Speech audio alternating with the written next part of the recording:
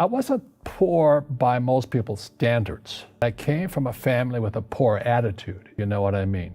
Because rich, poor, middle class, poverty starts with a fundamental attitude. So I was in Hawaii, I was 9 years old. My father was the head of education, PhD, very smart man, good guy.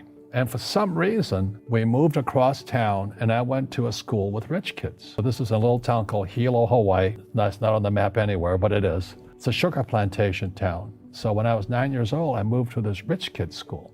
And suddenly I realized I was poor because it's relative, you know, as Einstein, it's all relative. And my classmates were mostly white guys. And I was one of the few Asians in the class. And these guys, their fathers owned the banks, they owned the plantations, they owned the car dealerships, they owned the meat packing company, they owned the ranches. And I'm going, how come my dad doesn't own that? So I remember raising my hand when I was 9 years old, talking to my fourth grade teacher, and I said, you know, when am I going to learn about money? And she was this woman who should have retired 50 years earlier. She was so sick and tired of kids by this time. She says, the love of money is the root of all evil. I said, what am I, in Sunday school? I was this punky little 9-year-old kid. And she says, we don't teach money at school. I said, why not? And she couldn't answer me. And she got very flustered. She said, sit down, take your seat. And then I got curious. I said, why don't we learn about money? She says, go ask your father. He's my boss. So my father was the head of education, PhD, all that stuff.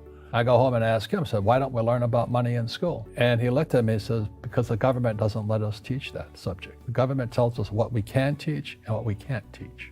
And I thought that was strange. And I said, but aren't we going to school to learn about money? He says, no, your job is to get a job. I said, but you get a job to earn money. He goes, no, you're supposed to just get a job. I went, no. Isn't the purpose of a job to earn money? He goes, you're correct. I said, so why don't I just learn about money?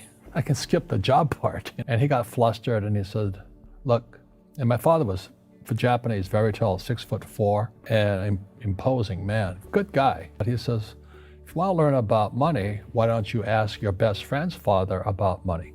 And I said, why? That's Mike.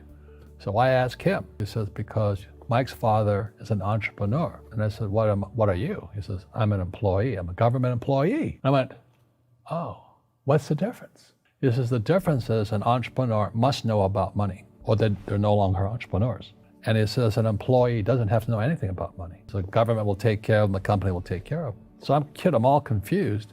But I took my dad's advice and I trundled over to Mike's father's office and knocked on his door and I said, hey, I'm here, 9 years old, teach me about money. He says, beat it, kid. That's where the story of Rich Dad, Poor Dad started. And finally, through persistence, my rich dad started teaching me about money on one condition. And that condition was he would never pay me. He says, the moment I pay you, you think like an employee. He says, that's the trap.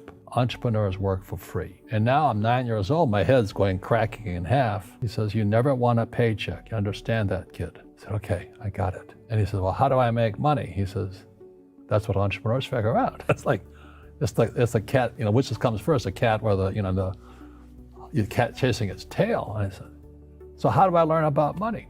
So he would just break out a Monopoly game board. So I would work for free. I'd pick up cigarette butts, and he had hotels and restaurants, and I would clean and do menial tasks. And as I got older, I started getting into office work and marketing and accounting, and I was an apprentice basically, but I always worked for free. And he would teach me about money, but the way he taught me about money was playing Monopoly. And finally one day I got upset. I said, well, when are you going to teach me about money? He says, what do you think we're doing? We're playing Monopoly. He goes, no.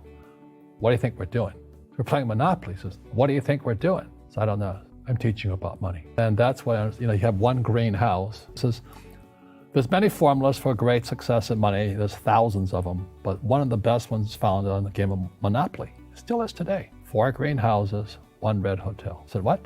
He says, one of the greatest ways to acquire great wealth is playing Monopoly in real life. 4 greenhouses, 1 red hotel. Well, is that all there is? He goes, that's it. And he says, what do you think I'm doing? And I went, I don't know. So then he took me out, he showed me his greenhouses. And 10 years later, when I was 19, I was now in school in New York, and I come back to Hawaii, and Rich Dad had bought the biggest piece of land smack dab in the middle of Waikiki Beach. And when you go to Waikiki Beach today, you'll see the Hyatt Regency Hotel. That was his hotel, just like the game of Monopoly. Just kept what's called an assemblage, because that property wasn't that big at the time, so he had to buy out all the small guys. Because Waikiki was a little dirtwater little town. So he'd buy out this shop owner and buy that shop owner. And it took him a while, but he finally assembled this large piece of property. And then he and Hyatt put up this giant hotel. And it just sold for $800 million. That's how I learned about money.